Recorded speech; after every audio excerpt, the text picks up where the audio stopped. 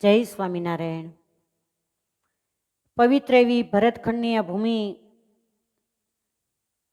એ ભૂમિની અંદર જ્યારે કુદરતના સર્જેલા અનેક ધર્મ સંપ્રદાયની અંદર જે ધર્મ સંપ્રદાયના અનુયાયીઓ પોતાના ઈષ્ટ સ્વરૂપનું જે ઉપાસન, ભજન, કીર્તન કરી શકે છે,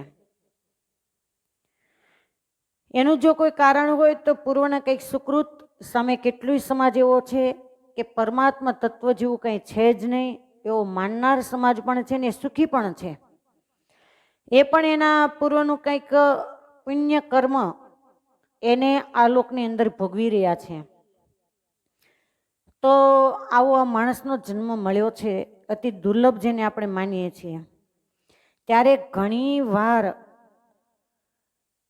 લોકો કંઈક ઉલટી બાજીએ ચડી જતા હોય સજ્જન થયા પછી, તો એનું કારણ છે પોતાનો અહમ અને પોતાની અતિબુદ્ધિ. અતિબુદ્ધિ એટલે કે જેના મનની અંદર એમ થાય કે હું જ બુદ્ધિશાળી છું, મને જ ખબર પડે છે.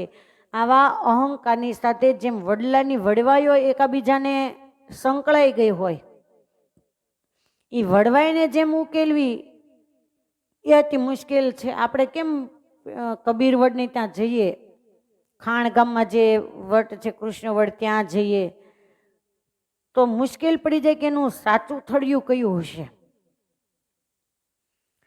એમ જ્યારે જીવાત્માને જગતની બુદ્ધિમાં અતિ તીવ્રતા મળે અને 5 વ્યક્તિ આવીને એમ કે તને બહુ ખબર પડે છે, ત્યારે બુદ્ધિના અભિમાનની અંદર એ પોતાને સર્વશ્રેષ્ઠ માનવા લાગે છે. પણ ક્યારેક ક્યારેક શેર માતે પણ સવા શેર મળે, અને ક્યારેય પોતાને બુદ્ધિના આવેગમાં આવી અને પોતાની જાતે કરેલો નિર્ણય એ પણ ક્યારેક ધોખો આપી શકે. પેલા અકબર બિરબલની ચોપડીઓ, પુસ્તિકાઓ આવતી હતી, અને આજ સુધી હું માનું ત્યાં સુધીમાં કે બિરબલ બાદશાહ, અકબર બાદશાહના દિવાન તરીકે રહેતા બિરબલ, જેના મંત્રી કહી શકાય, જેનો સાથી કહી શકાય, એના જેવો તીવ્ર બુદ્ધિમાન લગભગ ક્યાંય ઓછા જોવા મળે. તો એક દિવસનો સમય બિરબલ અને અકબર એ બંને બેઠા છે ને કંઈક ચર્ચાની અંદર બંને સામાસામી આવી ગયા, અને ચર્ચામાં અકબર બાદશાહ એમણે બિરબલને ક્રોધાવેશમાં આવીને એમ કહી દીધું કે મારું રાજ્ય છોડીને તમે જતા રહ્યો, મારે તમારી કોઈ જરૂર નથી. અતિ નિકટતાનો સંબંધ બિરબલ અને બાદશાહનો, કેમ કહી શકાય કે બંનેના દેહ જુદા પણ આત્મા એક. છતાં પણ ક્રોધાવેશમાં જ્યારે આ શબ્દ કહ્યો એટલે બિરબલજી તો નીકળી ગયા. બિરબલ વિનાનું રાજ્ય એને સૂનું સૂનું લાગવા લાગ્યું, રાજ્ય કચેરીમાં સન્નાટો. એટલે એક દિવસ સૂતા સૂતા બાદશાહને વિચાર આવ્યો કે મારાથી ભૂલ તો થઈ ગઈ છે, હવે બિરબલને ગોતવા ક્યાં?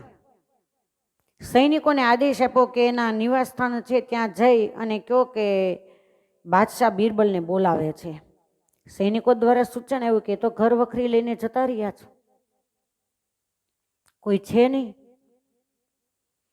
એ જ વખતે રાજા પણ ચતુર, એમણે રાજ્યની કચેરીમાં સારા નગરવાસીઓ એને બોલાવ્યા અને ફરમાન કર્યું, આજ્ઞા કરી કે મારા 5 પ્રશ્ન છે,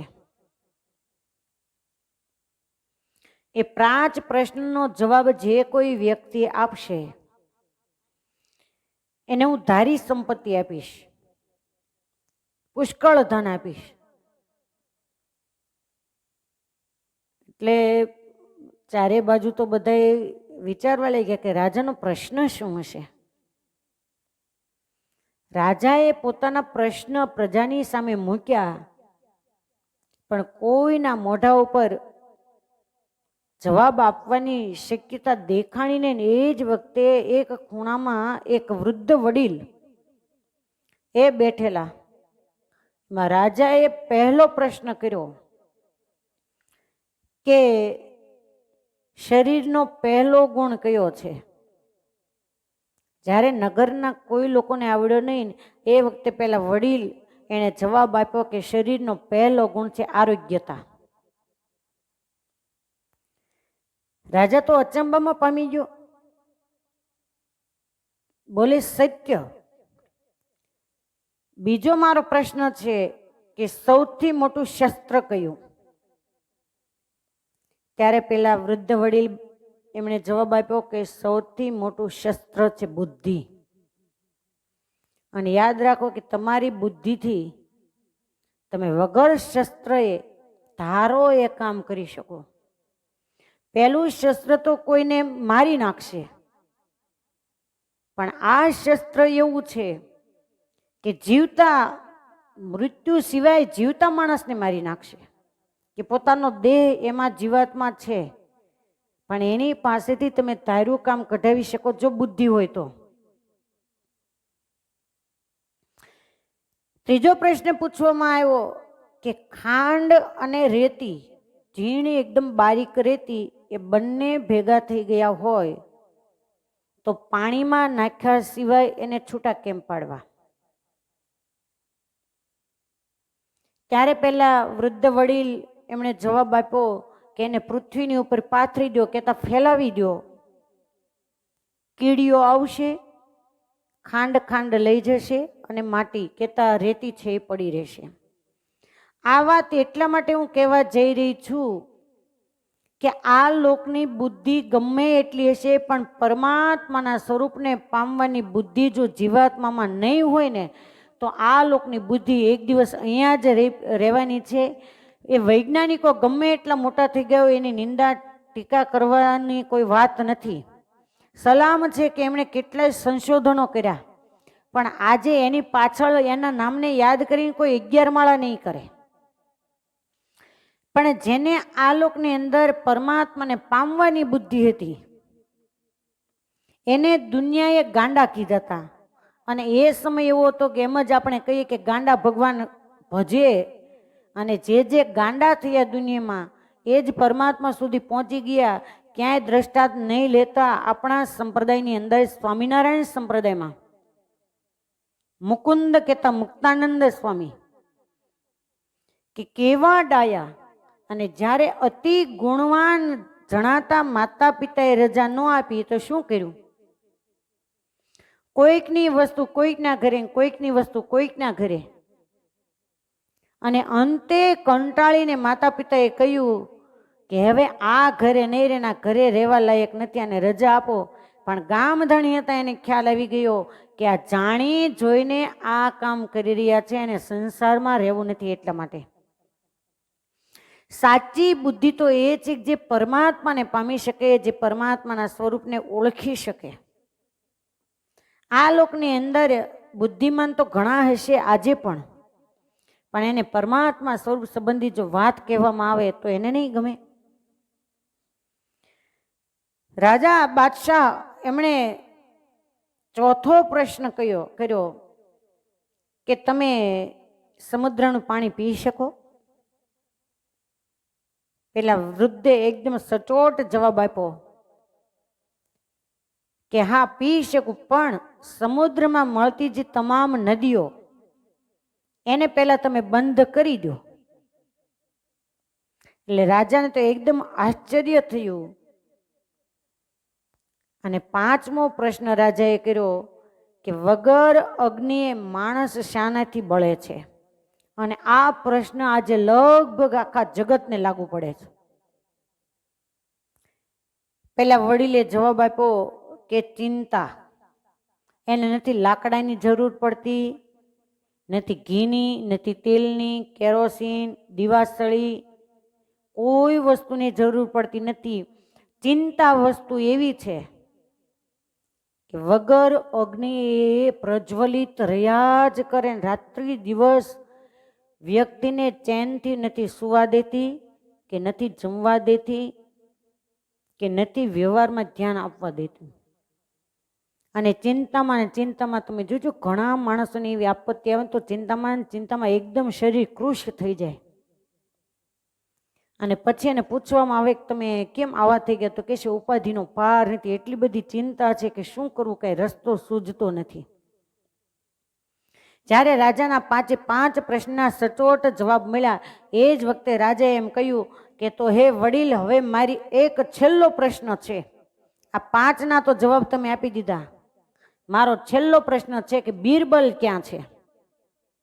અને ત્યારે પેલા વડીલ છે એ 2 હાથ જોડીને ઊભા થઈ એક તમારી સામે એમ કહી અને પોતે બિરબલજીએ વૃદ્ધપણાના વેશ ધારણ કર્યો હતો એ ઉતારી અને બાદશાહની સામે હાથ જોડીને ઊભા રહી ગયા. કહેવાનું કે 5 પ્રશ્ન બુદ્ધિની તીવ્રતા વધારનારા છે કે અતિ તીવ્ર બુદ્ધિવાન હોય એ આ રીતે જવાબ આપી શકે. પણ એ જ રીતે જે આપણો પંચભૂતનો દેહ, પંચ વિષય, આ 5 પ્રશ્નની જેમ એ પંચ વિષય જ્યારે ભગવાન સંબંધી ભોગવવામાં આવે, પરમાત્મા બાદશાહની જગ્યાએ છે, જીવાત્મા બિરબલની જગ્યાએ છે. પરમાત્મા એ પંચ વિશે શબ્દ, સ્પર્શ, રૂપ, રસ અને ગંધ એ 5 પ્રશ્ન આપણે પૂછ્યા છે કે તમે જગત સંબંધી એને ભોગવી રહ્યા છો કે પરમાત્માના સ્વરૂપ સંબંધી ભોગવી રહ્યા છો. જો તમે જગત સંબંધી ભોગવી રહ્યા છો તો યાદ રાખજો કે આ જગતની ઘટમાળામાં તમારે ચક્રાવે ચડવાનું છે. પણ જો તમે પરમાત્માના સ્વરૂપ સંબંધી એ પંચ વિષયને ભોગવી રહ્યા છો તો ચપટી વગાડતા તમને પરમાત્માનું ધામ એ મળી જશે. આ 5 જે જીવનના સૂત્ર, 5 પ્રશ્ન, આપણું જે જીવન, 10 ઇન્દ્રિયોને 11મું મન, એ જો કાયમના માટે પરમાત્માના સ્વરૂપની અંદર જોડવામાં આવે તો જગતની કોઈ પણ માયા એવી નથી કે તમને બંધન કરી શકે. બાકી ભલાને આ માયાએ બેડીઓ નાખી દીધી છે કે યુગો જતા રહ્યા, 184 માંથી મુક્ત નથી થયા. અને ઘણાને એવી બેડીઓ નાખવાની કોશિશ કરી તો એ જંપલાવીને ઠેકી ગયા. માયા મોટી નાંગણી છોરું પોતાના ખાય, એમાંથી જે ઉઘરે એ મણિધર થાય. એમ જે પરમાત્મા સુધી પહોંચી ગયા એ મણિધર થઈ ગયા અને એની ગાથાઓ અડધી રાતે ગવાય. બાકી જે જગત સંબંધી જીવન જીવી ગયા હોય એને કરોડોની ને અબજોની સંપત્તિ ભેગી કરી હોય તો અડધી રાતે એને કોણ યાદ કરે? હવ કોઈ એમ કે આટલું બધું હતું પણ હાથે કઈ દાન દેવા ન પામ્યા ને વૈયા ગયા. એટલે આ પરિસ્થિતિ ઊભી ન થાય એને માટે ખૂબ પરમાત્માનું ભજન કરી લેવું. અસ્તુ. જય સ્વામિનારાયણ.